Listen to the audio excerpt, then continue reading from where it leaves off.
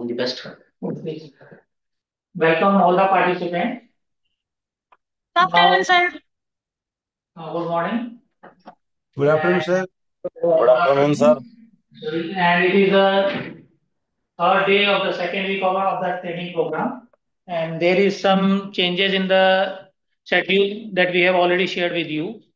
थोड़ा सा प्रोग्राम में चेंज है आज। तो आज हमारा एक्चुअली जो इनिशियल प्रोग्राम था वो हमारा था कंडक्ट टूल के ऊपर, लेकिन वो हमारा नहीं हो पाया। फिर हमारा कुछ प्रोग्राम हम इस तरह से कर रहे थे कि भाई हम पे फिक्सेशन के ऊपर भी करें, लेकिन due to the preoccupation of our resource person थोड़ा हमें इसमें चेंजेस करना पड़ा। तो जो आज का सेशन है वो मैं ही कंडक्ट करने जा रहा हूँ। और इसमें फिर मैंने बताया कि भाई हम अभी बात ही कर रहे थे कि story telling as a tool of administration.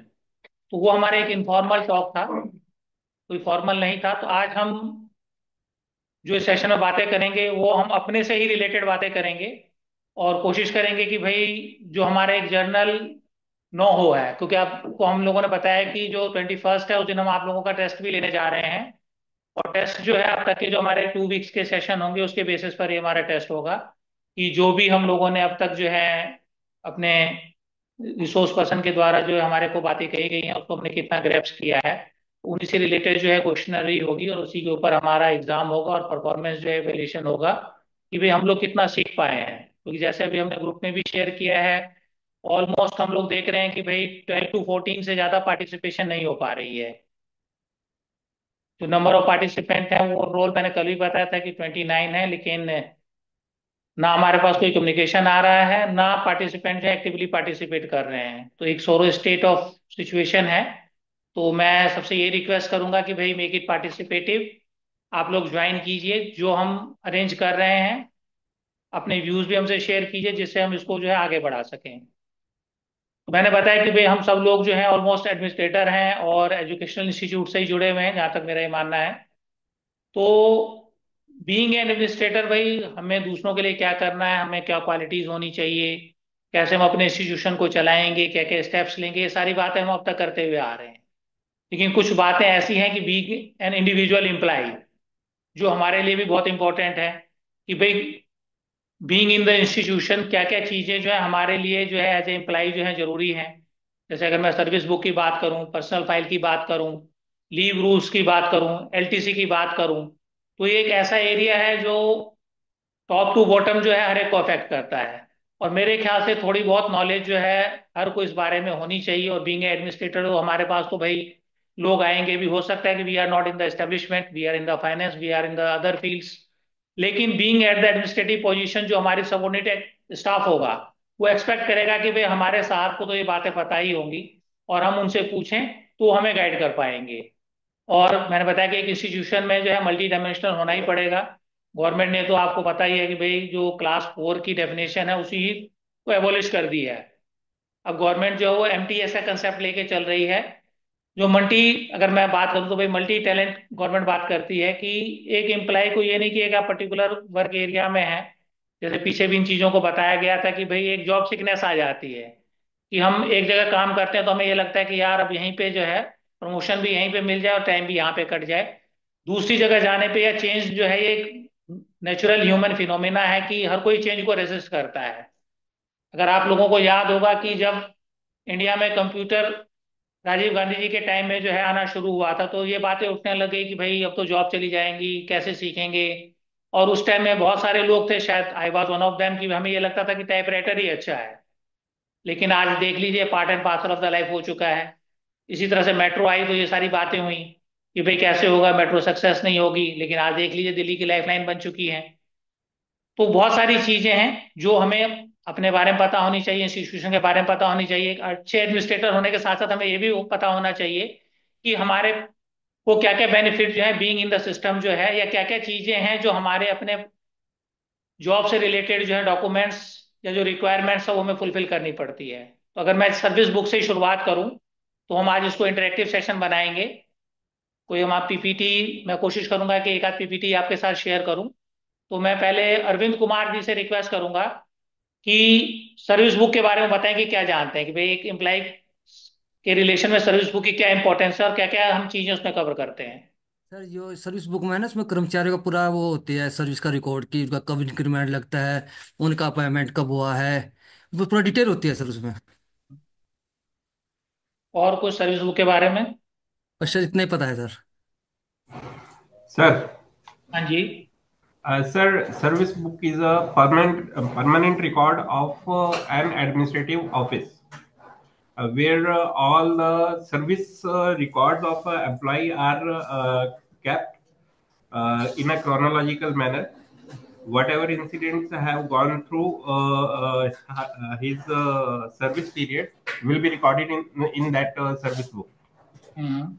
So we may say it like his selection, his taken on strength orders. Every entry shall be available in that service book, and that will be reviewed by the higher authorities and will be signed by the reporting officer. तो अगर कोई employ मान लीजिए कि casual leave avail करता है, अगर मैं आपकी बात अगर मैं आप लोगों की बातों को समझूं तो भाई हम ये कहना चाह रहे हैं कि सर्विस बुक में सारी चीजें रिकॉर्ड होती है एक एम्प्लॉय की। जी सर। जी सर। अगर कोई एम्प्लॉय कैजुअल लीव लेता है तो क्या हम उसको सर्विस बुक में रिकॉर्ड करेंगे?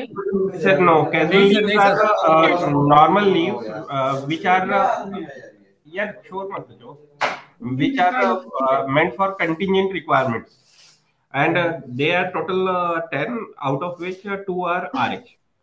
No. नहीं, मैं कह रहा हूँ कि कैजुअल लीव की एंट्री हम अपनी सर्विस बुक में करेंगे। नहीं सर, नहीं नहीं सर, होती सर। नहीं करेंगे सर। कैजुअल लीव्स की एंट्री नहीं होती है। कोई स्पेसिफिक रीजन क्यों नहीं होती है? रीजन नहीं Because मालूम। it is taken into yearly, sir. नहीं sir, casual leave are not leave actually, as per CCS rule. क्या कहा आपने? Casual leave are not generally considered as a leave. और अर्न लीव की एंट्री करते हैं हम? Yes sir, जी earn Yes, leave जी भी sir. जी करते हैं। जी जी। Yes Earned sir. leave and half pay leave will be made entries, sir. देखिए, अलग अलग है मेरे ख्याल से। कुछ इंस्टीट्यूशन है जहां पर कि इसका एक सेपरेट रिकॉर्ड जो है, लीव रिकॉर्ड जो है वो Yes, एक sir. सेपरेट एस्टेब्लिशमेंट में मेंटेन होता है अगर हम देखें। ठीक है, जहां तक सर्विस बुक की बात है तो every aspects of employees the day he join till he survives, वो सारी की सारी चीजें जो जिन्होंने बताया कि एक हमारा परमानेंट रिकॉर्ड है और सारी एंट्री उसके अंदर रिकॉर्ड होती है। Right from the day of you join the university, उसके अंदर जो है आपका होम टाउन का सबसे बड़ी चीज होगी। उसके अंदर जो है आपने जो है एलटीसी वगैरह जो अवेल की है, स्टडी लीव वगैरह जो की है, अगर आप एक्स्ट्रा ऑर्डिनरी लीव पे गए हैं तो वो सारी लीव वगैरह हम रिकॉर्ड करते हैं। लेकिन जनरली मेरे ख्याल से जो ये देखा गया है, अगर आप लोग अपनी इंस्टीट्यूशन में अगर आप लोगों ने अपनी सर्विस बुक भी देखी होगी, क्योंकि एक रूल है कि भाई every year in the month of January service book जो है वो जो We are concern updated employee in है वो जाके उसको सर्टिफाई करता है और देखता है कि भाई कोई एंट्री मिसिंग तो नहीं है, और उसको जो है वो सर्टिफाई करता है कि मैंने सारी एंट्रियां चेक कर ली हैं, कोई भी एंट्री इसमें मिसिंग नहीं है। और दूसरी सबसे बड़ी बात है कि जो लेटेस्ट हमारा गवर्नमेंट ऑफ इंडिया का रेगुलेशन है, तो इसमें ये प्रोविजन है कि भाई जो हमारी सर्विस बुक है ये डुप्लीकेट में मेंटेन होगी, एक एम्प्लॉय कंसर्न को दी जाएगी और एक जो है वो एम्प्लॉयर के पास रहेगी। जो एम्प्लॉय कंसर्न के पास है, जो मैंने बताया कि वो आप सर्विस बुक जो है इन द मंथ ऑफ जनवरी जो है एवरी ईयर वो आप अपने एस्टेब्लिशमेंट में देंगे, वो उसको चेक करेंगे, सर्टिफाई करेंगे और फिर आपको रिटर्न करेंगे। तो एक डॉक्यूमेंट आपके पास भी रहता है। और मुझे लगता है इसकी जरूरत इसलिए पड़ी कि कुछ इंसिडेंट शायद इस तरह के हुए होंगे जहां पर सर्विस बुक जो है नहीं हो मिल पाती है, या कई बार जो है मान लीजिए कि भाई मिसप्लेस हो गई। तो इसको इंश्योर करने के लिए कि एक तो क्या है कि जैसे मैंने बताया कि आरटीआई का समय भी चल रहा है, कि आपको अपडेट रखने के लिए भी, और एक परमानेंट रिकॉर्ड जो है आपके पास भी रहता है कि अगर मान लीजिए कहीं पे कुछ मिसहैपनिंग हो जाए, मिसप्लेस हो जाए, तो आपके पास एटलीस्ट वो रिकॉर्ड जो है वो मेंटेन रहे। तो सर्विस बुक में हमारी डेट ऑफ बर्थ से लेके, हमारे नाम से लेके, हमारे फैमिली मेंबर्स के रिकॉर्ड से लेके, जो भी लीव्स वगैरह हमने अवेल की है, प्रमोशन, एमएसीपी, जो भी चीजें हैं मैंने बताया A to Z in during the entire service, every aspects of the employ life is recorded into the service book. तो सर्विस बुक में जैसे हम कई सारी चीजें रिकॉर्ड करते हैं, उसमें एक हमारा डेट ऑफ बर्थ भी होता है। तो क्या हम अपने डेट ऑफ बर्थ को अपनी सर्विस बुक में बाद में चेंज करवा सकते हैं? No, sir. नहीं सर। I think सर कुछ केस है जहां पर जो एक particular, I am forgetting exact rule, जहां पर अपडेट हो सकता है, जहां पर आपने ईयर लिखा था जो 1950 70 के आसपास कुछ एक वो है। Hmm. I exact forget the rule sir. देखिए, जहां तक मेरे ख्याल से सर्विस बुक में जो डेट ऑफ एंट्री होती है, आजकल तो मेरे ख्याल से शायद इसका कोई स्कोप ही नहीं रहेगा, क्योंकि भाई हर एक का जो है हॉस्पिटल का डेट ऑफ बर्थ का रिकॉर्ड होता है। ठीक है। Exactly sir. लेकिन पीछे इस तरह क्या हो सकता था कि भाई कई बार क्या हो रहा था, मैंने बताया कि भाई असेस भी नहीं होती थी सर्विस बुक में लोगों के पास, ना मेरे ख्याल से इतनी ज्यादा अवेयरनेस होती थी लोगों में कि भाई हम कर पाते थे। अगर आप रिसेंटली, मैंने अभी पीछे देखा है कि जम्मू कश्मीर का एक एग्जाम्पल था, जहाँ एक एम्प्लॉय ने जो है फाइल किया केस कि भाई मुझे परमिशन दी जाए मेरे डेट ऑफ बर्थ को चेंज करने के लिए। तो वहाँ Jammu and Kashmir high court की जो रूलिंग आई है उसमें उन्होंने कहा कि भाई from the date of joining within 5 years जो है एम्प्लॉय चेंज कर सकता है। अगर 5 साल के अंदर नहीं हुआ तो उसके बाद वो चेंज नहीं कर सकता। लेकिन ऐसा नहीं कि 5 साल के अंदर आप अगर चेंज करेंगे तो इट मस्ट बी जस्टिफाइड, कि भाई जो आपने इनिशियली डेट रिकॉर्ड करवाया था, हो सकता है कि भाई उस टाइम में लिखने में कोई गलती हो गई हो। लेकिन मैंने बताया कि अब उस तरह के चांसेस बहुत कम रह जाते हैं। अगर ये कोई केस आता भी है तो वो जो हमारे प्रीवियस एम्प्लॉय हैं उनके केस में तो मान लीजिए हो सकता था। लेकिन अब तो मैंने बताया कि on the record date of birth होता है, हॉस्पिटल का बर्थ रिकॉर्ड होता है, आपका आधार कार्ड होता है, सारी चीजें होती हैं। तो इस तरह की पॉसिबिलिटी नहीं रहती है। इसी तरह से एक कॉलम हमारे में आप देखते होंगे कि होम एड्रेस का रहता है। तो क्या हम अपना होम एड्रेस एक बार रिकॉर्ड कराने के बाद चेंज कर सकते हैं? जी सर, चेंज कर सकते हैं sir. Yes, sir. We can change it once in a service. कौन सी ने? Sir entire service. अपनी सर्विस में हम एक बार इसको चेंज कर सकते हैं। तो क्या एक बार चेंज Yes, कर sir. सकते हैं, दूसरी Entire बार नहीं भी service. कर सकते? दूसरी बार नहीं चेंज कर सकते? No, sir. वो क्यों? Only at the time of retirement, sir. नहीं, ऐसा तो नहीं है कि रिटायरमेंट के टाइम में चेंज कर सकते हैं। Sir, it is expected that a permanent place of an individual will remain the same during the tenure. However, the origin shall always be one from he belongs to. और कोई कुछ कहना चाहता है?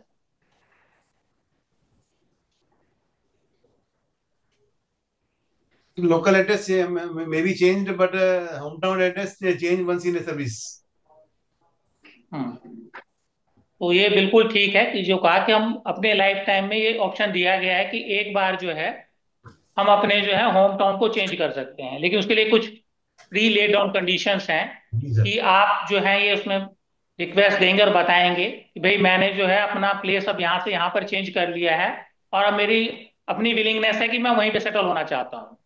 तो फिर वहां पे आपको जहाँ पे आपने प्रॉपर्टी ली वहां पे प्रॉपर्टी के डॉक्यूमेंट्स वगैरह आपको सबमिट करना पड़ेगा और आपको रिक्वेस्ट अपने एस्टेब्लिशमेंट को करना पड़ेगा। और इसमें ये रूल नहीं है कि आपको रिटायरमेंट के टाइम में ही चेंज करना पड़ेगा। जैसे कि उन्होंने कहा कि वंस ड्यूरिंग द सर्विस, जो आपकी सर्विस है उसमें आप कभी भी कर सकते हैं। अगर आपको लगता है कि भाई सपोज कि मैं नेटिव प्लेस जो है मेरा बिहार है, लेकिन अब मैं चाहता हूँ कि मैं यूपी में जाके कहीं सेटल हो जाऊं या मैं उत्तराखंड में जाके कहीं सेटल हो जाऊं, और वहां मैंने प्रॉपर्टी जो है अपनी खरीद ली है और मेरे फैमिली मेंबर भी वहां शिफ्ट हो गए हैं, तो मैं इस तरह की इंटेंशन जो है इन राइटिंग में सबमिट करूंगा अपनी कंपिटेंट अथॉरिटी को कि भाई मैं इस तरह से प्लान कर रहा हूँ और मैंने वहां ले लिया है और मैं डॉक्यूमेंट्री एविडेंस उसके साथ इनक्लोज करूंगा। और माई रिक्वेस्ट जो है वो मेरी जो अथॉरिटी है वो उसको कंसीडर करेगी और I will be given the opportunity to change my home town from my native place to place where I want to settle. Yes, sir. Yes. हाँ, तो ये ऐसा नहीं कि हम रिटायरमेंट के टाइम में ही चेंज कर सकते हैं, पहले भी चाहें तो चेंज कर सकते हैं। रिटायरमेंट में तो आप दे ही सकते हैं ऑप्शन कि भाई आप रिटायर होना चाहें और आपको उस टाइम में लगे कि नहीं नहीं अब मैं यहाँ नहीं यहाँ सेटल होना चाहता हूँ, तो वो तो ऑप्शन आपके पास है, क्योंकि वंस आपकी सर्विस में जो ड्यूरिंग द एंटायर सर्विस जो है वो आप कर सकते हैं। फिर बताया कि जब हम अपनी सर्विस को इंक्रीज करते हैं तो उसमें हम अपने लिस्ट ऑफ डिपेंडेंट भी देते हैं, जो फैमिली मेंबर्स की डिक्लेरेशन के अंदर आता है। तो उसके अंदर हम किस किस का नाम इंक्लूड करवा सकते हैं? All dependents, sir. और डिपेंडेंट्स में कौन कौन से? Plus, मान लीजिए आपका except भाई the आपके sons. साथ रहता है, सपोज कि आपका ब्रदर आपके साथ रह रहा है, तो क्या आप उसको भी डिपेंडेंट में इंक्लूड कर सकते हैं? No, sir. Sir, तो आपने कहा कि till सारे the age of dependent 18, if he is dependent to me, I can declare him my dependent. तो जनरल अगर हम डेफिनेशन लें तो डिपेंडेंट्स में किस किस को इंक्लूड करते हैं? Spouse, आवाज़ें children, आ रही हैं सर बीच में। sister, unmarried sister. और parents? Parents Yes. can be included, sir, if they have no income source of income. तो कितनी इनकम तक पेरेंट्स की हो तो हम इंक्लूड कर सकते हैं? सर आजकल तो शायद 7,500 9,000 पे चल रहा है सर, शायद 9,000 sir. Less 9,000 than plus Sir, DA, हाँ जी। 9,000 plus DA he is getting pension. अगर मान लीजिए कि भाई किसी के पेरेंट्स हैं, ठीक है, और वो उनके साथ में नहीं रह रहे हैं, तो क्या आप उनको डिपेंडेंट की लिस्ट में इंक्लूड कर सकते हैं? Yes sir.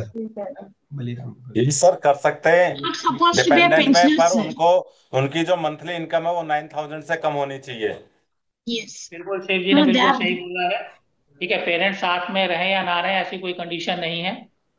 कल को तो हो सकता है भाई वाइफ भी साथ में ना रहे, वर्किंग है, कहीं और रह रही हो, जी ठीक सर। है, तो आप कहेंगे कि भाई, क्योंकि भाई जनरली देखा गया है कि भाई कुछ लोग जो हैं वाइफ वगैरह उनके वेरिस टाउन में रहती हैं, वो लोग शहर में आते हैं, काम करते हैं, तो हम सिर्फ ये नहीं कह सकते कि भाई हमारे इन लॉज या हमारे स्पॉज हमारे साथ नहीं रह रहे तो हमारे लिस्ट ऑफ डिपेंडेंट में जो है वो इंक्लूड नहीं होंगे। तो आपने देखा होगा हमने डिपेंडेंट की लिस्ट में इंक्लूड करवाया है, तो क्या हम अपने इन लॉज को भी अपने डिपेंडेंट की लिस्ट में इंक्लूड करवा सकते हैं? यस Now, सर, Sir. No. now, now now one by no one करवा प्लीज, सकते हैं। I request the participant please reply one by one. तो क्या हम अपने इन लॉज को अपने डिपेंडेंट की लिस्ट में इंक्लूड कर सकते हैं किसी भी Yes, फैसिलिटीज sir. की? हाँ जी। yes sir, we can do it. अच्छा, तो ये फैसिलिटी सबको अवेलेबल है या सिर्फ female candidate? Female employees sir. No, only for female employees. both male and female sir. Both male and female, तो फॉर एवरी बेनिफिट पेंशन के लिए भी इंक्लूड करवा सकते हैं हम उनको? नहीं, नो सर। No, sir. फिर किसके लिए? तो बस ये Sir, मेडिकल only के for लिए, जैसे medical मेडिकल treatment. एलटीसी है, मेडिकल एलटीसी वगैरह के लिए इंक्लूड करा सकते हैं सर, बाकी नहीं है उनके लिए, पेंशन के लिए नहीं है। पेंशन के लिए वो जो है एलिजिबल नहीं होते। पहले एक्चुअली जो बेनिफिट था ये एक्सटेंडेड था only to the female candidates, yes sir. कि उनके पास ऑप्शन था कि वो अपने इन लॉज को करवा सकते हैं या अपने पेरेंट्स को करवा सकते हैं। लेटर ऑन वो चाहे तो उसको चेंज भी करवा सकते हैं, लेकिन now this facility has been extended to the male employee also. Yes sir. इसके बाद हम चल रहे हैं कि भाई मैंने बताया कि जब हम सर्विस बुक की बात कर रहे हैं तो छुट्टियां भी बहुत जरूरी है हमारी लाइफ में, और अगर हमें लगता है कि यार हमारे ऊपर वर्कलोड बहुत ज्यादा है तो छुट्टियों का नाम सुनकर शायद हमारे चेहरे पे एक खुशी आ जाती है अलग से ही कि चलो भाई अब छुट्टियां आने वाली हैं, हम छुट्टियों पे जा रहे हैं, कुछ दिन तो शायद रिलैक्स करेंगे। और आजकल तो देखा ही गया है कि भाई एवरी गवर्नमेंट एम्प्लॉय जो है वो वहां पर एम्प्लॉय की शॉर्टेज है, तो मेरे ख्याल से एवरी जो एडमिनिस्ट्रेटिव ऑफिसर या सीनियर ऑफिशियल है they are having more than one portfolio, हर एक के पास बहुत ज्यादा है, तो मेरे ख्याल से जो है छुट्टी का नाम सुनते ही जो है एक खुशी आ जाती है चेहरे पे। तो जी कोई सर, बता जी सर। सकता है कि हमें किस किस तरह की छुट्टियां मिलती हैं? Sir every kind of leave मिलती है, जो है जो लेडीज के मैटरनिटी लीव को छोड़कर और जो है चाइल्ड केयर लीव को छोड़कर, और बट जो चाइल्ड केयर लीव आपको नहीं मिलती? Child care leave also, sir. Child care leave मिलती है, सॉरी पैटर्निटी लीव तो मिलती है, हाँ चाइल्ड केयर लीव नहीं मिलती है, नहीं मिलती है सर। जेंट्स को नहीं मिलती? मेल एम्प्लॉय को चाइल्ड केयर लीव नहीं मिलती है? पैटर्निटी लीव मिलता है सर, चाइल्ड केयर लीव तो नहीं मिलता है। नहीं, सर मुझे child that care is leave good. मिलती है 15 दिन की सर। नहीं, मुझे तो पता चला है कि मेल एम्प्लॉय को भी मिलती है अब चाइल्ड केयर लीव। मिलती है सर, मिलती है सर। सर मिलती है 15 दिन की मिलती है। नहीं नहीं, नहीं वो तो पैटर्निटी लीव है। हाँ हाँ हाँ हाँ, वो paternity leave. Paternity leave If it is a single parent, they will get it, sir. Single parents को मिलती है। बिल्कुल बिल्कुल, एक मिनट मैं कहना चाह रहा हूँ जो मैडम ने कहा, जो सिंगल मेल पेरेंट्स हैं, ठीक है, उनको भी ये बेनिफिट एक्सटेंड किया गया। जैसे मैंने बताया कि जैसे फीमेल एम्प्लॉय के पास पहले ये बेनिफिट था कि वो अपने इन लॉज को या अपने पेरेंट्स को जिसको चाहे वो कर सकते हैं, इसी तरह से जो है अब ये मेल जो हमारे एम्प्लॉयज हैं उनको एक्सटेंड किया गया है। इसी तरह जो सिंगल पेरेंट्स मेल हैं उनको भी जो है चाइल्ड केयर लीव जो है वो एक्सटेंड की गई है। पैटर्निटी लीव तो शुरू से है ही, वे पैटर्निटी लीव आपको मिलेगी। एक रिसेंट अभी गवर्नमेंट ने एक चेंज किया है चाइल्ड केयर लीव में रिगार्डिंग द एडमिसिबिलिटी ऑफ पे। कोई बता सकता है कि उसमें क्या चेंजेस आए हैं?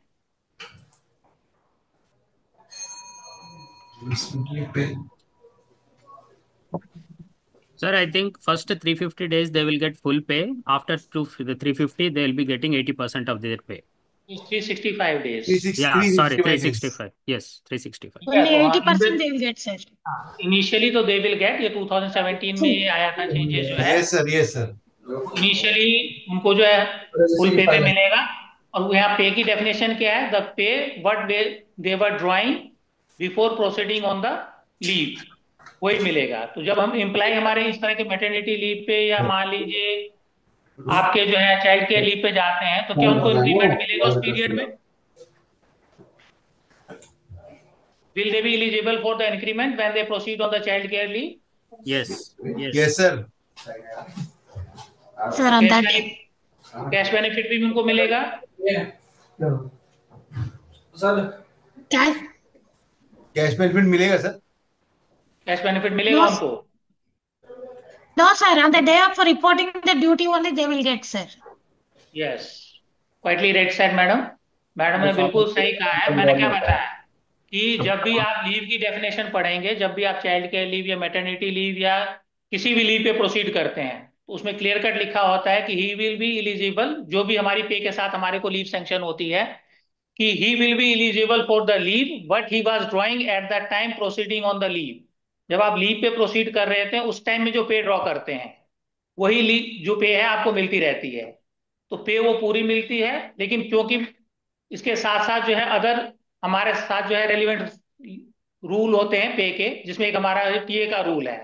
तो टीए का रूल ये कहता है कि भाई अगर ए ठीक एम्प्लॉय, है।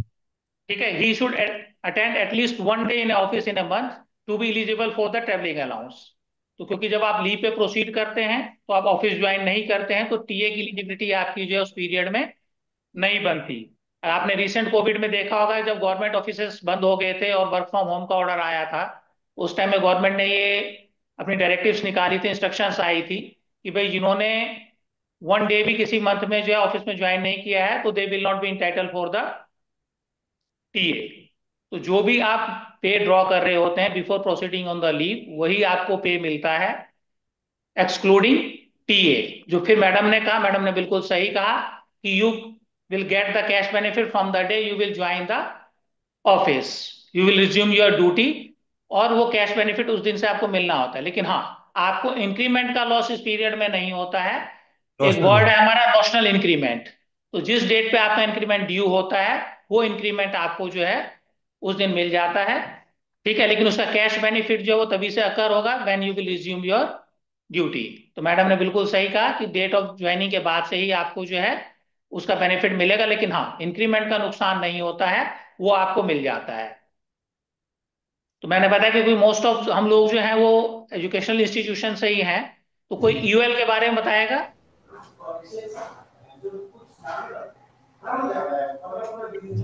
EOL is the two kinds, sir.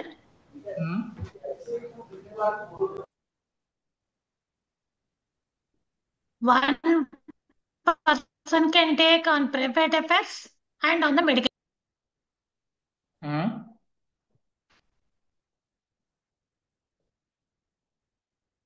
Madam आपकी वॉइस नहीं आ रही है, अनम्यूट कर लीजिए। Sir, the EOL will be granted in two varieties, two places, sir. One on private affairs and the other one on medical grounds, sir. Okay, these are the only two grounds. Extraordinary leave. Yes, sir, UL, I think so. okay. Can one, there may be any grounds. UL means leave without pay, extraordinary Yes, sir. leave, ठीक Yes, है। sir. तो grounds may be anyone, ठीक है। There Yes, may be sir. chances कि भाई you are not on the private affairs and you have gone on the proper leave, but circumstances as such कि you are not able to return, your all leave has been exhausted, you have no other option. So either it will be condoned, the delay in joining the duty will be condoned by the UL। ऐसा तो नहीं, Yes, sir. Study के Yes, लिए भी sir. हम UL ले सकते हैं, for the study purpose we can apply for the UL.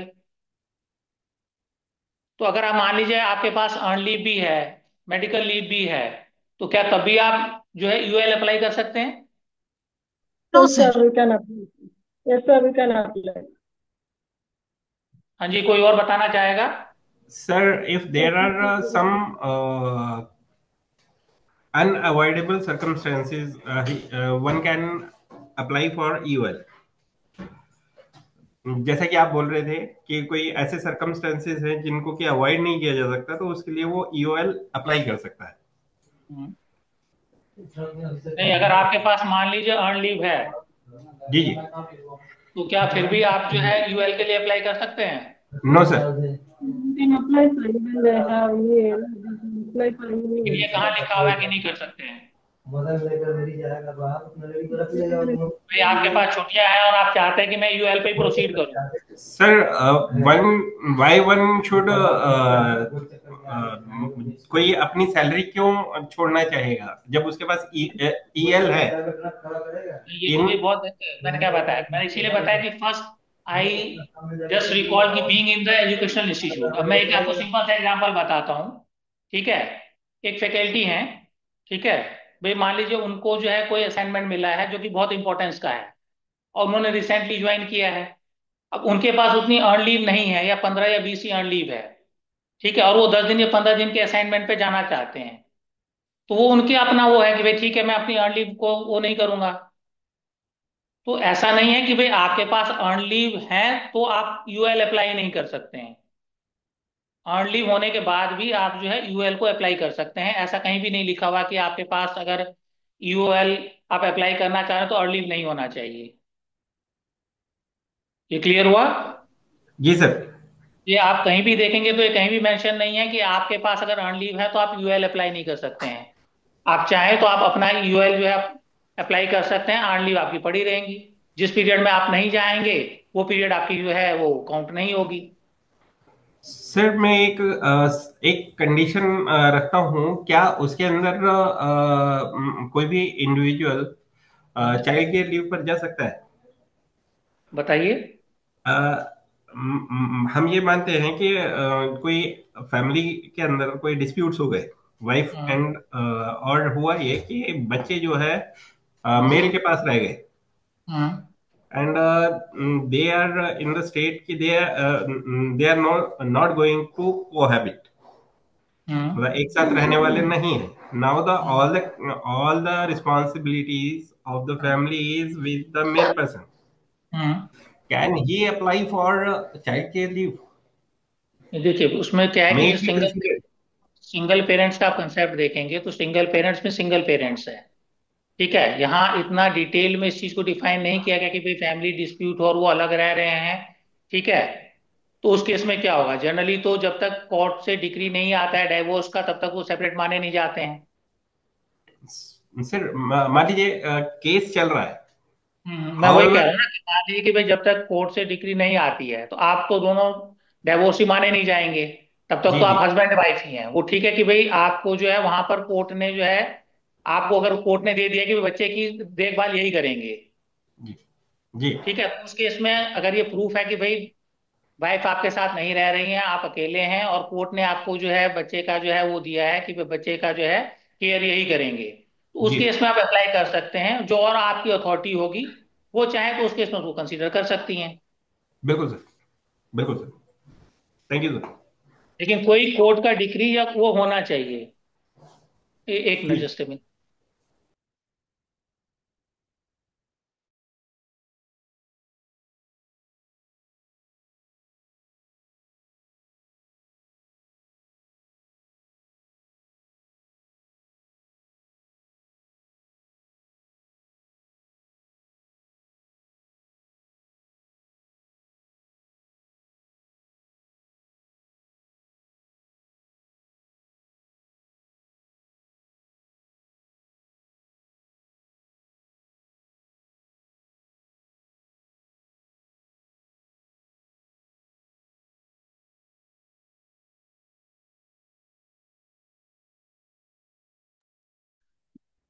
हाँ, sorry to for the interruption.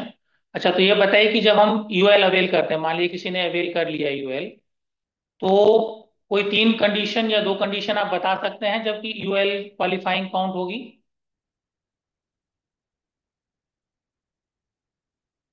Online participant.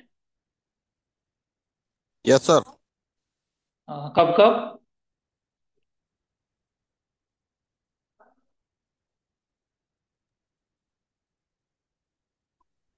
हाँ जी, कब कब काउंट होंगी, कोई बता सकते हैं?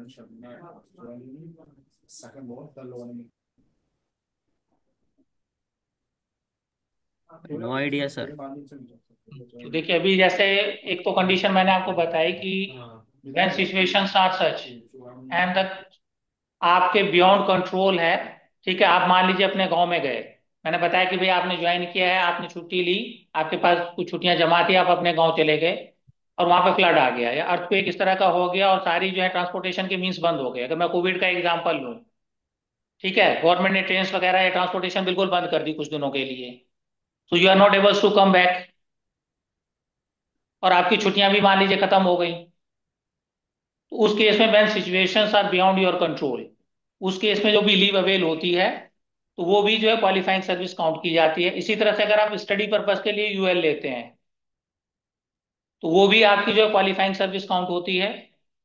और अगर मेडिकल ग्राउंड पे लिया जाए तो एक तरह से वो भी बियॉन्ड आपके कंट्रोल होती है, उस केस में भी जो है हम इसको क्वालिफाइंग सर्विस जो है काउंट कर सकते हैं। तो ये तीन कंडीशंस हैं जिसमें कि हमारी यूएल जो है वो क्वालिफाइंग सर्विस काउंट की जाती है। कोई बता सकता है कि हम अर्न लीव मैक्सिमम कितने दिन का एक बार में ले सकते हैं? 60 days।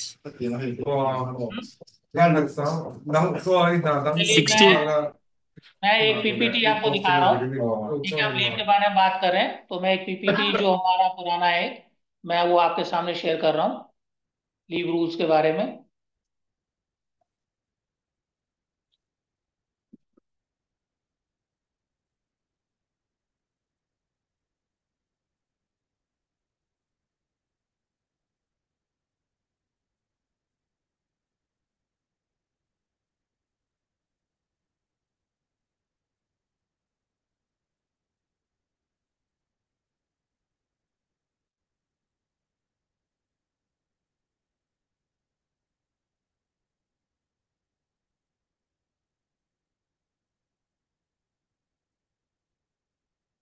ठीक है, एक जनरल कंडीशन हमारी है, जैसे हम सब लोग जानते हैं कि सबसे पहला कॉलम जो उसमें लिखा होता है वो होता है कि leave can not be claimed as a matter of right,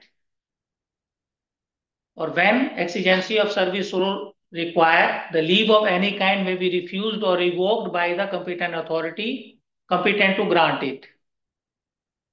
और फिर है कब the leave of one kind taken earlier may be converted into leave of a different kind at a later stage। Leave sanctioning authority may commute retrospectively periods of absence without leave into extraordinary leave, or no leave of any kind granted for a continuous period exceeding 5 years। तो ये जो clause है आपका, कई बार लोग जो है हमारे यूएल पे भी जाते हैं, स्टडी लीव वगैरह पे जाते हैं, तो कंटिन्यूएशन में जो है 5 years को जो है कोई भी लीव जो है वो एक्सीड नहीं करना चाहिए। नेक्स्ट फिर हमारा काइंड्स ऑफ लीव। तो आप देखेंगे कि हमारे को बहुत तरह के लीव मिलते हैं, जिसमें कुछ जो है हमारे डेबिटेबल लीव होते हैं, जैसे हमारा अर्न लीव हो गया, डिटेंशन लीव हो गया, हाफ पे लीव हो गया, कमिटेड लीव हो गया, लीव नॉट ड्यू हो गया, स्टडी लीव हो गया, सबेटिकल लीव हो गया, एडॉप्शन लीव हो गया, एबॉर्शन लीव हो गया। नेक्स्ट, इसके बाद है leave not earn by duty. कुछ तो जो है हम ड्यूटी करते हैं, जैसे कैजुअल लीव की आप लोगों ने डेफिनेशन दी तो आपने कहा भाई कि ये तो लीव ट्रीट ही नहीं किया जाता, एक्सीजेंसी में हमारे को मैक्सिमम 8 days का लीव जो है वो दिया जाता है। मैटरनिटी लीव है, स्पेशल कैजुअल लीव है, चाइल्ड केयर लीव है, पैटर्निटी लीव है, तो ये leave not earn by duty है। फिर अर्न लीव जैसे आपने देखा है कि भाई हमारे को 2 इंस्टॉलमेंट में मिलता है, ठीक है, फर्स्ट 6 month में ऑन 1 January, देन 1 July जो है 15 days लीव हमारे अकाउंट में क्रेडिट कर दिया जाता है। और जो मैंने आपसे पूछा था मैक्सिमम जो है वन टाइम में 60 days नहीं 180 days लीव जो है वो दी जा सकती है एट ए टाइम। और जहां पर आता है कि service spent in the foreign service shall count as a duty for the purpose of this rule. Screenshot जो लेते हैं इसमें वो कहाँ जाकर सेव होता है? हाँ जी, स्क्रीनशॉट जो लेते हैं वो कहाँ पर सेव होता है? ऑनलाइन पार्टिसिपेंट प्लीज अपने आप को जो है म्यूट रखिए। स्क्रीनशॉट सेव नहीं होता, स्क्रीनशॉट को पेस्ट करना पड़ता ठीक है, जो maximum amount of earn leave है मैंने आपको बताया कि हम कितना ले सकते हैं अर्न लीव का, तो दैट इज 160 डेज। और दूसरी बात है कि एम्प्लॉय जो है वो एक्यूमुलेट कर सकता है only up to 300 days of leave, उससे ज्यादा की जो लीव है आपकी जो है एक्यूमुलेट नहीं होती है, और इतने दिन का ही मैक्सिमम जो है आपको लीव इनकैशमेंट मिलता है। नेक्स्ट पेज पे इसी तरह से हाफ पे लीव है जो आपको मिलता है, आप देखेंगे तो 10 डेज जो है आपको मिलता है, टोटल 20 डेज आपको इन ईयर मिलता है। ये भी 1 जनवरी और 1 जुलाई जो है आपके अकाउंट में जो है क्रेडिट कर दिया जाता है। अगर इसकी हम कैलकुलेशन देखें तो 5/3 days for each complete calendar month जो है इसकी कैलकुलेशंस होती हैं। अगर उससे कोई शॉर्ट पीरियड होता है तो अकॉर्डिंगली हम उसको रिड्यूस कर देते हैं। नेक्स्ट पेज पे फिर आपका कम्यूटेड लीव है। इस बारे में कई लोग बहुत कंफ्यूजन करते हैं कि सर मेडिकल लीव क्या होती है और कम्यूटेड लीव क्या होती है। तो जब लीव हम अवेल करते हैं मेडिकल ग्राउंड पे, तो उस पे में आपको देखेंगे कि हम जब मेडिकल लीव की बात करते हैं तो हम उसको हाफ पे लीव भी कहते हैं कई बार। तो जब भी हम मेडिकल ग्राउंड्स पे लीव लेते हैं तो एक दिन के लीव के लिए जो है हमारी 2 छुट्टियां हाफ पे हमारी कट जाती हैं, तो उन दोनों को हम कंबाइन कर देते हैं, तो that is called the commuted leave. तो जब भी हम मेडिकल ग्राउंड पे कोई लीव अप्लाई करते हैं तो वो हमारी कम्यूटेड लीव के रूप में हमें सैंक्शन की जाती है, जहां पर कि एवरी डे ऑफ लीव के लिए जो है 2 हाफ डे जो है हमारी डेबिट कर दी जाती है हमारे अकाउंट से। इसमें भी है हाफ पे लीव अप टू 180 डेज जो है will be allowed to commuted during the entire service without production of medical certificate where such leave is utilized for the approved course of study certified in public interest. Next, इसी तरह से एक होता है आपका leave not due. Leave not due क्या होता है कि जब आपके पास जो है कोई भी तरह की लीव नहीं है और आपको मेडिकल ग्राउंड पे इस तरह की रिक्वायरमेंट्स है कि भाई आपको लीव लेनी पड़ रही है, डॉक्टर ने दिया हुआ है कि भाई at the moment you are not able to join your duty on medical ground. इस केस में क्या होता है कि leave that we are expected to earn in future. Suppose कि भाई मैं अभी मेडिकल ग्राउंड पे छुट्टी पे हूँ, लेकिन जब मेरी तबीयत ठीक होगी और मैं आगे जाके ऑफिस ज्वाइन करता हूँ तो फिर मेरी लीव एक्यूमुलेट होना शुरू हो जाएगी। तो लीव नॉट ड्यू जो है उसी तरह का लीव है कि जहां पर हम ये मान के चलते हैं और ये सर्टिफिकेट हमें जो है ये विश्वास होता है कि एम्प्लॉय जो सर्विस ज्वाइन कर लेगा, तो उस केस में क्या है कि आपको लीव नॉट ड्यू जो है वो दिया जाता है। ठीक है, और ये जो है लिमिटेड है 360 days during the entire service on medical certificate. Next, फिर आपका कैजुअल लीव है जो बताया, मैक्सिमम जो है आपका 8 डेज का मिलता है, एक बार में 5 दिन से ज्यादा का नहीं दे सकते हैं। ये हाफ डे के लिए भी लिया जा सकता है। ये हमारा जो है आरएच के साथ जो है प्रीफिक्स सफिक्स वगैरह हो जाता है, या हमारे जो लीव हैं या रजिस्टर्ड हॉलीडेज वगैरह हैं उनसे भी प्रीफिक्स और सफिक्स हो जाते हैं। उसके बाद स्पेशल कैजुअल लीव है। जैसा आपको पता होगा कि भाई कोई डिपार्टमेंटल टूर्नामेंट वगैरह में, स्पोर्ट्स एक्टिविटीज वगैरह में, उसके लिए प्रोविजन गवर्नमेंट ने कर रखा है, तो उसमें हमारे को 10 डेज का जो स्पेशल कैजुअल लीव मिलता है। पैटर्निटी लीव है, आप सबको पता है कि भाई जो है हमारे 2 चिल्ड्रन तक जो है हमारे को 15 डेज का जो है मैटरनिटी लीव हमारे को मिलता है। ये आपका जो है 15 डेज बिफोर और up to 6 month from the date of delivery जो है इसके लिए आप एलिजिबल होते हैं, उसके बाद ये लैप्स हो जाती है। इसी तरह से मैटरनिटी लीव है, जो फीमेल है with less than 2 surviving children जो है उनको मिलता है। 180 डेज का जो है ये हमारे को मिलता है। मैटरनिटी लीव एक आपका नॉट एक्सीडिंग 45 डेज में ऑल्सो भी granted to the female employee during the entire service in case of miscarriage including abortion और प्रोडक्शन ऑफ मेडिकल सर्टिफिकेट। तो मैं मोटी मोटी बातें इसमें से आपको बता रहा हूँ। नेक्स्ट, फिर चाइल्ड केयर लीव है, ये हमने डिटेल में डिस्कस किया ही है कि भाई 370 डेज का मिलता है, और ये अब मेल जो सिंगल मेल पेरेंट्स हैं उनको भी एक्सटेंड किया गया है। जो फर्स्ट इसमें जो हमारे पे है, पे में हमारा की जो फर्स्ट 365 डेज है वो 100% पे पे मिलेगा, और जो नेक्स्ट है वो 80% ऑफ पे पे मिलेगा। नेक्स्ट कर दीजिए। फिर इसी तरह से हमारा ड्यूटी लीव है, ये एक्चुअली एकेडमिक मेंबर्स के लिए होता है। उनको 30 डेज का जो है कैलेंडर ईयर एकेडमिक ईयर में जो है लीव दिया जाता है for orientation programme, refresher course, delivering lecture in the universities वगैरह जो है। अगर जो हमारे, क्योंकि ऑलमोस्ट हम लोग जो है एजुकेशनल इंस्टीट्यूट में है, तो आपको पता होगा कि जो फैकल्टी मेंबर है हम उनको जो है ड्यूटी लीव देते हैं 30 दिन का।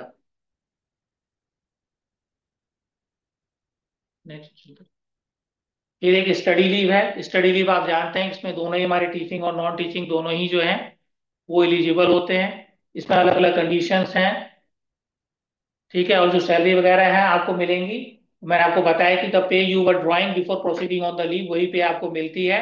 और कैश बेनिफिट जब आप ज्वाइन कर लेते हैं तब आपको जो उसका कैश बेनिफिट दिया जाता है। ड्यूरिंग द लीव होता है वो आपकी जो इंक्रीमेंट होती है वो फोरगो नहीं होती है, नोशनल इंक्रीमेंट आपको दिया जाता है, cash benefit date of joining से मिलेगा। इसके बाद सबैटिकल लीव है। Then again it is related to हमारे जो फैकल्टी हैं उनको सबैटिकल लीव दिया जाता है। इंटायर कैरियर में जो उनको जो है 2 इयर्स का मिलता है, और एक बार में जो है 1 साल से ज्यादा का नहीं मिलता है। ये बेसिकली जो हमारे एसोसिएट प्रोफेसर और प्रोफेसर होते हैं वो एलिजिबल होते हैं, जो हमारे असिस्टेंट प्रोफेसर होते हैं वो इसके लिए एलिजिबल नहीं होते हैं।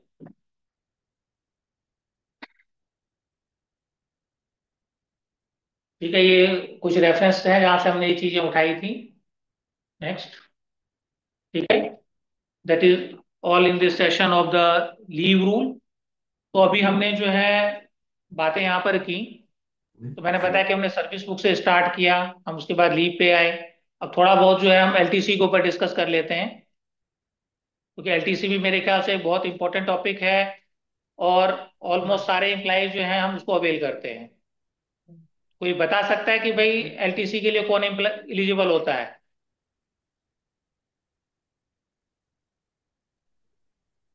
Online participant? Sir every permanent employee. कब से एलिजिबल होगा वो? After 1 year. After 1 year. Completion of completion completion of 1 year. After completion of 1 year 1 year. वो जो हमारे न्यू रिक्रूटरीज हैं मान लीजिए, उनकी एलिजिबिलिटी कैसे बनती है? कंप्लीशन जब जब उनकी सर्विस कंप्लीट हो जाएगी 1 साल की, सर 1 साल का प्रोबेशन पीरियड कंप्लीट हो जाएगा, वहां से स्टार्ट हो जाएगी। और उनकी एलिजिबिलिटी किस हिसाब से बनती है? जो हमारा ब्लॉक ईयर होता है उसके हिसाब से होता है, कोई और रूल से गाइड होते हैं वो लोग? नहीं, 8 साल तक तो हर साल क्या ना वो 3 साल पहले फर्स्ट 3 इयर्स तो एचटीसी के अवेल कर सकते हैं, 4th ईयर में एलटीसी कर सकते हैं सर। ठीक है, जो हमारे फ्रेश रिक्रूटरीज हैं, ठीक है, वो फर्स्ट 8 ईयर ऑफ सर्विस में जो है, ठीक है, they are eligible for HTC every years, जिसमें फर्स्ट 3 इयर्स जो है उनको एचटीसी मिलेगा, और 4th ईयर में जो है they will be eligible for the LTC. Teacher All India. तो आप लोगों ने देखा होगा कि भाई गवर्नमेंट की एक स्कीम होती है कि जो नॉर्थ ईस्ट वगैरह में जाना चाहें या अंडमान वगैरह में जाना चाहें, जहाँ पे गवर्नमेंट, जम्मू कश्मीर में जाना चाहें, तो गवर्नमेंट वहां पर टूरिज्म वगैरह को प्रमोट कर रही है। तो वहाँ गवर्नमेंट ने एक स्कीम निकाल रखी कि जो एचटीसी के लिए एलिजिबल है तो एचटीसी अवेल करके भी वहां जा सकते हैं। तो क्या जो न्यू रिक्रूटरीज हैं वो अपनी एचटीसी अवेल करके इन प्लेसेस पे जा सकते हैं?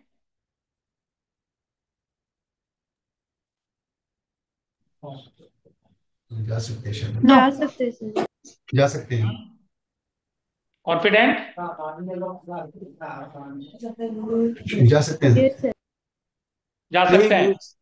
नहीं नहीं सर, नहीं जा सकते, एलटीसी ले सकते हैं, सिर्फ वो नहीं, होम टाउन में नहीं, अपने No, होम sir. टाउन ही जाना पड़ेगा। कोई और? देखिए, मैं ये चीजें इसलिए डिस्कस कर रहा हूँ कि ये हम सबसे किसी ना किसी वे में रिलेटेड है। मैंने बताया कि बीइंग एडमिनिस्ट्रेटिव ऑफिसर, चाहे हम पर्टिकुलर एस्टेब्लिशमेंट में हो या ना हो, फाइनेंस में हो या ना हो, ये एक्सपेक्टेशन एक रहती है कि भाई ठीक है, हाँ ये सीनियर ऑफिसर है तो हो सकता है इनको पता हो, तो हम इनसे पूछ लेते हैं। तो अगर हमारे को उस बारे में नॉलेज होगा तो मेरे ख्याल से उनको लगेगा कि नहीं भाई Are सर they को they have पता है। completed in my room? क्या नाम है भी है। और कोई कुछ कहना चाहता है कि वो अवेल कर सकते हैं, नहीं कर सकते हैं? एनीवन?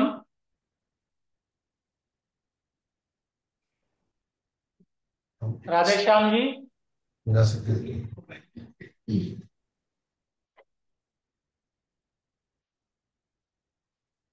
चलिए मैं बता देता हूं, ये फैसिलिटीज उनको भी एक्सटेंडेड है।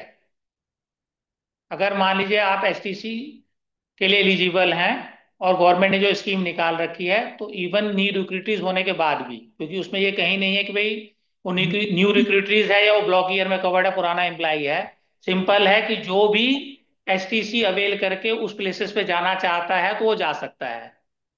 तो क्योंकि वो एचटीसी के लिए एलिजिबल है तो वो अपने एचटीसी को लेकर वहां पर जा सकते हैं। तो हमने बताया कि फर्स्ट 3 इयर्स में वो एचटीसी लेगा, फोर्थ ईयर में एलटीसी लेगा। तो क्या ये पॉसिबल है कि फर्स्ट ईयर में एलटीसी ले ले, बाकी 3 साल में एचटीसी ले ले? No sir. एक नो सर। चलिए, ये बात तो सबको पता है, चलिए अच्छा लगा। कम से कम ये तो वही सबको पता है कि वो चेंज नहीं हो सकता है, जो गवर्नमेंट ने रूल बनाया है। तो फर्स्ट 3 इयर्स एचटीसी रहेगा, फोर्थ ईयर में एलटीसी लेगा। इसमें से वो, एक मिनट महावीर जी। अच्छा, दूसरा मान लीजिए अगर कोई इम्प्लाई, मैं कहता हूँ कि भाई मिस्टर ए थे, वो किसी ऑर्गेनाइजेशन में 3 साल काम करके जो है, अब वो ऑर्गेनाइजेशन बी में आ गए हैं, तो क्या उनके जो 8 इयर्स हैं वो जहां पे उन्होंने बी ऑर्गेनाइजेशन में ज्वाइन किया वहां से काउंट होगा, या जहां पर वो ए में काम करके हैं वो वाला भी इंक्लूड होगा उसमें? ये वाला होगा sir. Counted from there. Pawan Kumar ji.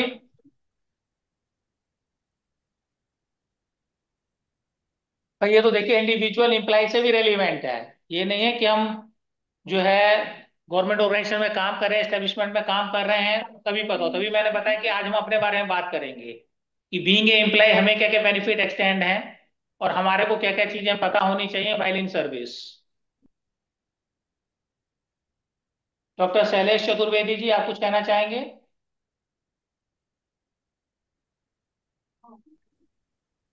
Shailesh ji. Hello. Hello. हाँ शैलेश जी। हेलो। हाँ जी, आ रही है आवाज आपको?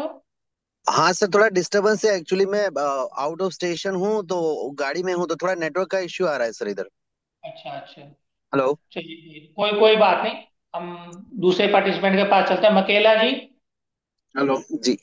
जी थैंक यू सर। हाँ हाँ सर। बताइए। तो वो सर्विस उसकी वहां से काउंट होगी, ए से, या ऑर्गेनाइजेशन बी से स्टार्ट करेंगे हम?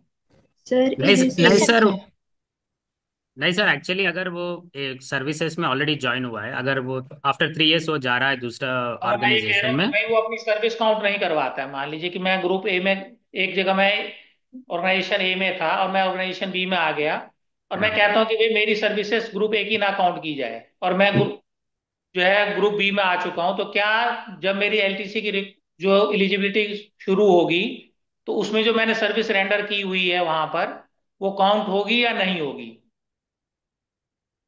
सर, सर्विस तो काउंट होगी सर, अगर वो थ्रू प्रॉपर नहीं, चैनल मैं क्या गएगा कह तो रहा हूँ, मैं सर्विस कहता हो। हूँ कि मुझे काउंट नहीं करवानी है। सपोज कि मैं कह रहा हूँ मुझे अपनी सर्विस काउंट नहीं करवानी है। अच्छा, तो फिर स्टार्टिंग से होगा सर।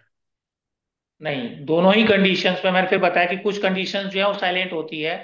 गवर्नमेंट ने ये कहीं नहीं मेंशन किया हुआ कि भाई आप सर्विस काउंट करवाते हैं या नहीं करवाते हैं। हम्म। जो date of eligibility, the day you join the government organisation, you become the government employee. तो वहां भी तो आपने ये बेनिफिट लिया ही होगा।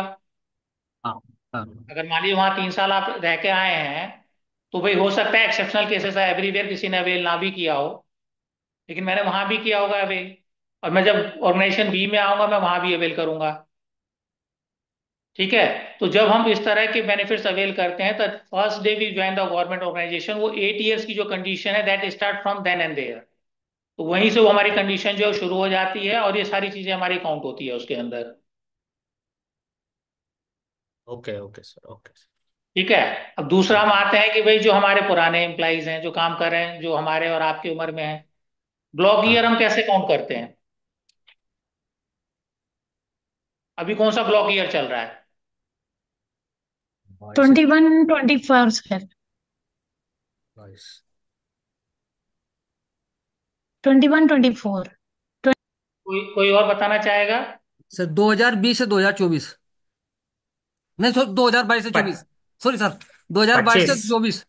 बिल्कुल सही कहा आपने। अब 22 से 25 का ब्लॉक अभी हमारा चल रहा है। तो हाँ। ये जो 22 से 25 का ब्लॉक होता है, हम इसको कैटेगराइज कैसे करते हैं? मान लीजिए तो 4 साल का ब्लॉक है, तो क्या हम इसको सब कैटेगराइज भी करते हैं?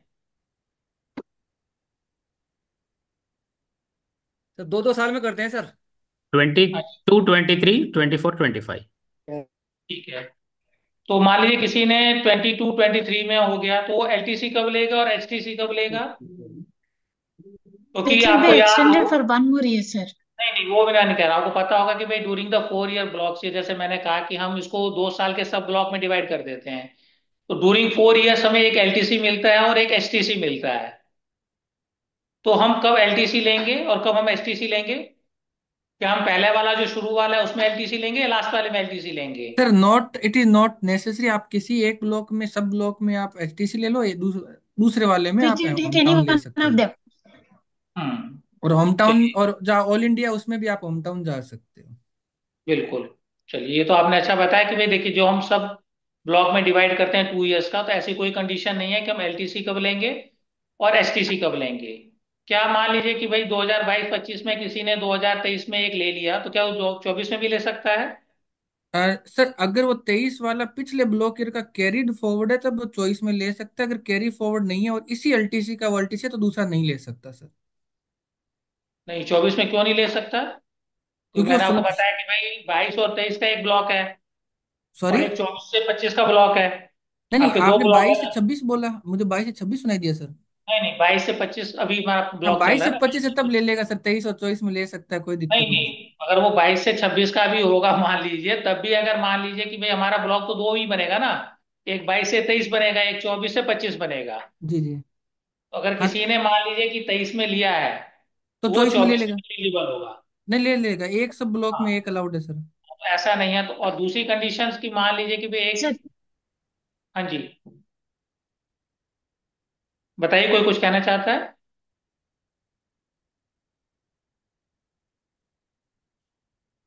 अच्छा, चलिए, अगर आप मान लीजिए कि भाई एक फैमिली में 6 डिपेंडेंट मेंबर हैं, तो क्या सबके सब एक साथ ही जा सकते हैं, अलग अलग भी जा सकते हैं? सर अलग अलग अलग अलग भी भी जा जा सकते हैं सकते हैं सर। सर। अलग अलग भी। और एक और ही जगह भी जा जाएंगे या सकते हैं अलग सर। अलग भी जा सकते हैं? अलग अलग भी जा सकते हैं। अलग अलग भी जा नहीं, सकते मान लीजिए कि भाई हम 6 मेंबर हैं। हाँ, मैं कहता हूँ कि भाई मैं कन्याकुमारी जाऊंगा, मैं एलटीसी अवेल कर रहा हूँ। दूसरा कहता है कि मैं तो भाई चेन्नई जाऊंगा। तीसरा कहता है मैं तो अंडमान जाऊंगा। तो क्या ऐसा जा पॉसिबल है? सकते हैं सर, देर यस इज हाँ नो सर बिल्कुल बार। पॉसिबल सर, है सर। जा सकते हैं। चलिए, ये खुशी हुई कि कम से कम इस बारे में सबको क्लैरिटी है। तो सर खुद ही जाते हैं सर हम लोग। इसीलिए माई मैंने कहा कि फादर बहुत वेंट। सारी चीजें ऐसी होती हैं कि बीइंग द एडमिनिस्ट्रेटर में हमें खुद पता नहीं होगी, तो हम दूसरों को कैसे गाइड करेंगे? माई तो फादर कुछ कुछ वेंट चीज, Rameswaram sir, sorry to interrupt, my father went Rameswaram, I went Goa sir. Okay okay, you have already avail this facilities. ठीक है। नहीं, लेकिन फिर भी मैंने देखा है कि इन जनरल सबको इस बारे में पता है कि भाई ऐसा कोई कंडीशंस नहीं है। ठीक है। और मान लीजिए किसी ने 22-23 में अवेल नहीं किया, तो 24 में कब तक अवेल कर सकता है वो? तो 31/12/2024 तक सर। हाँ, ये जो भी हमारा होता है एक्सटेंडेड जो है, 1 साल का होता है। अगर किसी ने 22-23 में कोई भी एलटीसी या एचटीसी अवेल नहीं किया, तो वो 24 तक जो है उसको अवेल कर सकता है। इसमें मेरा एक एक क्वेश्चन था, आपकी गाइडेंस चाहिए थी सर। जैसे ब्लॉक ईयर का मान लीजिए लास्ट ईयर है, उसने अवेल नहीं किया कोई भी एक एलटीसी, मान लीजिए ऑल इंडिया, और वो हाँ एक्सटेंडेड ईयर में लेता है नेक्स्ट में, और उसी ईयर में हाँ वो फिर नेक्स्ट ब्लॉक ईयर के लिए, फॉर एग्जांपल अभी एक अपना फाइनल 23-24 22-23 24-25 अपना एक ब्लॉक ईयर हो गया सर। हाँ। सर, एक अब बाईस इसमें फाइनेंशियल तेईस क्या और क्या, 24-25 है। अभी सॉरी, आपका 22-23 चल रहा है एक ब्लॉक, और एक हाँ, चौबीस और पच्चीस का चल 24-25 हो गया। अब मेरा क्वेश्चन है सर कि जैसे मान लो 21 वाला है, उसने नहीं लिया और उसने 22 में एक ले लिया रहा है। हाँ, ठीक है। एक्सटेंडेड में, और 22-23 का सब वाला भी वो क्या 21 में ले सकता है या वो 22 में लेगा? दैट इज माई क्वेश्चन देखिए सर। देखिए, जो आप 21 का एक्सटेंडेड कर रहे हैं मान लीजिए, ठीक है, हम्म। तो 21 एक्सटेंडेड 22 में लिया उसने। ठीक है, फिर आपका 22-23 का ब्लॉक शुरू हो गया है। जी ठीक है, तो जनरली हम ये कोशिश करते हैं कि भाई एक फाइनेंशियल ईयर में वो ना ले। तो अगर मान लीजिए कि अगर उसने 21 में ले लिया, मार्च तक ले लिया है, 22 में, सॉरी 22 में मार्च तक उसने अवेल कर लिया है।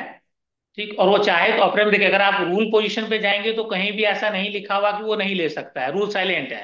yes. ओके। और बीइंग एडमिनिस्ट्रेटिव ऑफिसर कई बार सिचुएशंस ऐसी आती है, ठीक है, कि हमें खुद डिसीजन लेना पड़ता है, एडमिनिस्ट्रेटिव हमें डिसीजन लेना पड़ता है कि हाँ भाई ये होगा। मैं एक सिंपल सा एग्जांपल आपको देता हूँ। सपोज कि कोई स्टडी लीव पे गया हुआ है।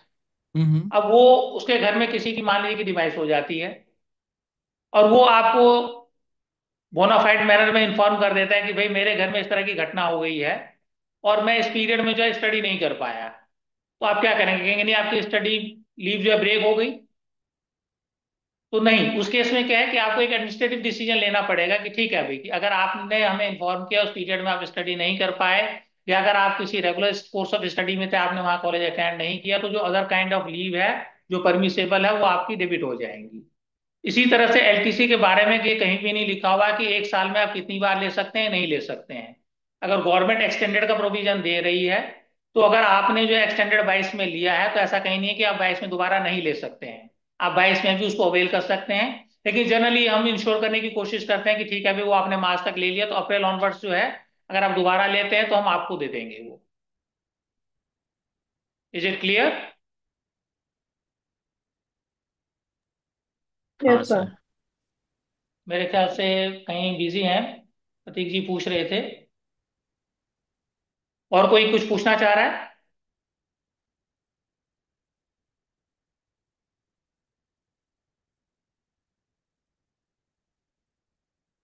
और कोई पार्टिसिपेंट कुछ एलटीसी या लीव रूल के बारे में या सर्विस बुक के बारे में कोई किसी की क्वेरी हो? सर एलटीसी पर मेरा एक क्वेश्चन था इसके Pareek sir.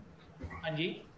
Sir there is generally a provision कि we can convert home town to travel J&K sir. Sir है। is it also equally and where we can catch the flight from Chandigarh or Delhi? देखिए वो उसमें clear cut जब आप देखेंगे कि इस तरह की जब भी गाइडलाइंस आती है तो उसमें क्लियर कट मेंशन रहता है नहीं कि माय भाई क्वेश्चन इज कि मोड ऑफ ट्रांसपोर्टेशन क्या होगा। जनरली अगर आप शुरू में देखेंगे कि अगर कोई अंडमान जाता था तो उसके लिए कंडीशन ये थी कि या तो वो मद्रास से लेगा या कलकत्ता से लेगा फ्लाइट जो है। जी सर। ठीक है, और जनरली वो उन क्लास में था जो क्लास एलिजिबल नहीं होते थे। ठीक है, तो उनके लिए कंडीशन प्रेस्क्राइब की गई थी कि वो पहले वहां पर ट्रेन से जाएंगे, क्योंकि गवर्नमेंट का ये था कि बेनिफिट तो एक्सटेंड करना है, लेकिन अगर हम फ्लाइट से इनको डायरेक्ट कर देंगे तो शायद खर्चा ज्यादा आ जाएगा। लेकिन धीरे धीरे इस तरह की रिप्रेजेंटेशन गवर्नमेंट ऑफ इंडिया में गई और गवर्नमेंट ने भी ऑब्जर्व किया कि भाई जो डायरेक्ट फ्लाइट की कॉस्ट है वो कम है, अगर हम उसको जो है सेग्रेट करके चलते हैं कि हम यहाँ से जा मान लीजिए कलकत्ता जा रहे हैं, कलकत्ता से फिर हम मान लीजिए कि अंडमान जा रहे हैं, या कलकत्ता से हम नॉर्थ ईस्ट में जा रहे हैं, सिक्किम वगैरह की तरफ जा रहे हैं, तो गवर्नमेंट ने कई बार देखा कि कनेक्टिंग फ्लाइट का खर्चा ज्यादा है और जो डायरेक्ट फ्लाइट है उसका खर्चा कम है। तो पीछे ये निकाला गया कि भाई जो नॉन एलिजिबल कैटेगरी में वो भी चाहे तो डायरेक्ट फ्लाइट अगर प्रोविजन है तो वो जा सकते हैं। और जहां तक मान लीजिए कि भाई आप कैसे जाएंगे, तो जो गवर्नमेंट की अगर आप गाइडलाइंस देखेंगे उसमें क्लियर कट मेंशन है प्रोविजन की भाई अगर आप कन्वर्ट करते हैं एचटीसी को जम्मू कश्मीर के लिए, नॉर्थ ईस्ट के लिए, हमारे लेह लद्दाख के लिए या हमारे अंडमान के लिए, तो आपको जर्नी कैसे करनी है। Sir my question is different sir कि हाँ जी। उसमें लिखा हुआ है J&K या लेह लद्दाख के लिए कि वो दिल्ली या चंडीगढ़ से फ्लाइट पकड़ेंगे। हाँ नाउ क्वेश्चन राइजेस कि I am from Jammu, I am actually working in IIT Jammu sir. हाँ। नाउ IIT जम्मू से यदि कोई लेह लद्दाख या श्रीनगर जाएगा तो वेयर टू कैच फ्लाइट? नहीं तो अगर मान लीजिए आपका ऑफिस प्लेस ही वही है यस। तो फिर तो आप वहीं से जाएंगे। नहीं जाएंगे आप लेकिन Delhi. Now the question arises CAG has made a para that it is not अच्छा। allowed from the Jammu. That is the question sir. अच्छा, उन्होंने पैरा रेस कर दिया है। उन्होंने क्वेश्चन रेज किया, पेरा नहीं हुआ, somehow we discuss and they kind enough वो जो भी था ड्रॉप करवाया, लेकिन दे रेज ए क्वेश्चन और बोला कि इसको सॉर्ट आउट करिए, क्लेरिफिकेशन लीजिए, तो नेक्स्ट टाइम हम इस पर जरूर ऑब्जेक्ट करेंगे। नहीं नहीं, तो उसमें तो आप कह सकते हैं ना कि भाई ये जो प्रोविजन दिया गया है मान लीजिए दिल्ली में, लेकिन जिसका वर्किंग प्लेस ही मान लीजिए दूसरी जगह है। ठीक है सर भाई, गवर्नमेंट कोई भी जो प्रोविजन निकालती है तो गवर्नमेंट का ये होता है कि टू एक्सटेंड द बेनिफिट है with minimisation of cost. So that is the point sir, they were अब जो भी था लेकिन they were reluctant to not to consider this fact तो somehow we फिर तो आपको डीओपीटी से फिर क्लैरिफिकेशन लेनी पड़ेगी इस रिगार्डिंग जो है।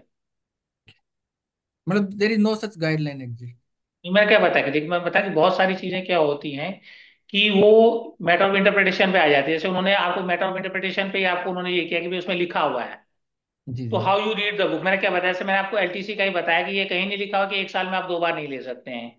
जी आप जी। चले जाइए कोई भी सर्विस बुक या रूल बुक देख लीजिए, कहीं भी ये मेंशन नहीं है कि जहां पर ये मेंशन हो कि भाई एक साल में आप कितनी बार एलटीसी ले सकते हैं। उन्होंने कह रहे ठीक है 4 ईयर का ब्लॉक ईयर होगा, 2 ईयर का सब ब्लॉक होगा, है हस्बैंड कहीं जा सकता है, वाइफ कहीं जा सकती है, बच्चे कहीं जा सकते हैं आप चाहे तो पहले एलटीसी ले ले सकते हैं बाद में एसटीसी ले लें, वाइफ चाहे तो पहले एलटीसी ले ले बाद में वो ले ले।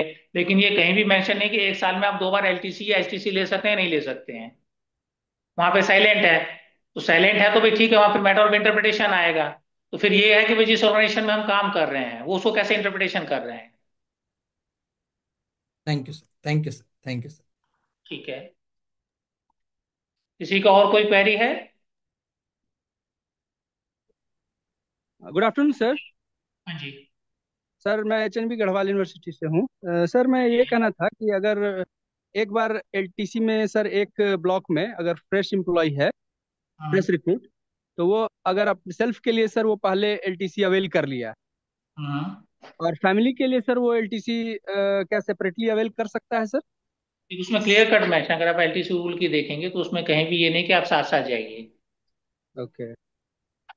और सर अगर ऐसा अगर वो हेडक्वार्टर्स में अगर फैमिली नहीं है, सिर्फ उसको सर अपने होम टाउन से वापस अगर आना है, अपने हेडक्वार्टर्स जो ड्यूटी ऑफ स्टेशन है, वन वे मिलेगा आपको। भाई वन वे अगर आप मिलेगा। मान लीजिए कि भाई आप जाते हैं, मान लीजिए आप इम्प्लाई हैं, आप गाँव गए, आपकी शादी हो गई, जी ठीक है, तो आप ये तो नहीं जी। कहेंगे बाइक को वहां छोड़ के आऊंगा, आप साथ ही लेके आएंगे। Yes sir. ठीक है, उस केस में आपको वन वे कन्वेंस मिलेगा। Thank you sir. मेरी क्वेरी थी हाँ जी सर, ये अभी शायद डिस्कस हो चुका है, जैसे नए रिक्रूट आए जो ज्वाइन किए हैं, 1 साल कंप्लीट हो गया और पहले ही साल वो कन्वर्ट करना चाहे जम्मू कश्मीर या अंडमान इसके लिए, तो कर वो सकते भाई, हैं? हाँ वो बिल्कुल कंडीशन कहीं नहीं है। जब आपको एक बेनिफिट एक्सटेंड किया गया तो उसमें कहीं नहीं है कि आप फर्स्ट ईयर में कन्वर्ट करेंगे, सेकंड ईयर में, वंस यू बिकम एलिजिबल। और सर वो 4 साल में कितने बार कन्वर्ट कर सकते हैं? इसमें 4 साल में कितने बार कन्वर्ट कर सकते हैं सर? वो जो आपका वो है, हाँ, जैसे 4 साल का ब्लॉक है सर, या 8 साल का 2 ब्लॉक है, तो उसमें कितने बार वो कन्वर्ट कर सकते हैं? वो देखिए एक एक बार ही आपको मिलता है वो बेनिफिट जो है। अच्छा, चार एक बार साल आप में एक बार। LTC लेंगे, एक बार STC लेंगे। जी सर, जी sir. Okay okay, thank you sir. Any more question? Sir, regarding leave, we will get encashment of 300 days हाँ at जी the time of retirement. Suppose if we have some shortfall in the earned leave, so that will the half pay leave will be converted. So for how many days that half pay leave will be taken into consideration? if the number it if your number of earned leave is less than 300, तो the balance will be recouped Yes, by sir. the medical leave. Suppose कि आपके पास 200 दिन की छुट्टियां हैं और आपके पास medical Yes, sir. 100 days का है, वो 100 डेज ऐड करके 300 होगा। लेकिन क्योंकि उसमें मेडिकल लीव इंक्लूड किया गया जिसको हम हाफ पे लीव कहते हैं, Yes, sir. ठीक है, तो इसलिए 100 डेज तो Yes, ऐड हुआ है, but you will get the benefit of 50 days only. तो टोटल इनकेशमेंट जो आपकी हो जाएगी वो 250 डेज की होगी, नॉट 300 डेज।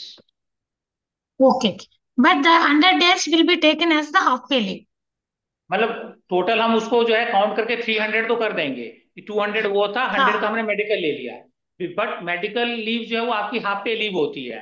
तो 200 leave has been added to make it 300, but you will get benefit for only 250 days. Yes, sir. 200 That I plus 50. understood, sir. Yes, sir. Yes, sir. Sir, yeah, that minimum number of days we are there for taking into consideration. How No, many there is days no, of earned leave should be there? नहीं, number of days remain less by the 300। अच्छा, मान लीजिए okay, आपका 100 thank है you, तो sir. 200 add हो जाएगा, 50 है तो 250 जमा हो जाएगा। हाँ, okay, sir. Thank you, sir. Thank you very उतना much. आपके पास जो है वो लीव होना भी चाहिए, मेरे हाफ पे लीव भी उतना होना चाहिए। Yes, sir. Yes, sir. If we have half pay leave, it can be taken. हाँ जी हाँ जी। Yes, sir. Thank you very much, sir. Thank you. तो I think that is all for the session 1, और हम अभी 15 minute का break लेंगे, then we will rejoin again. Okay, thank you. Thank you, sir. Thank you.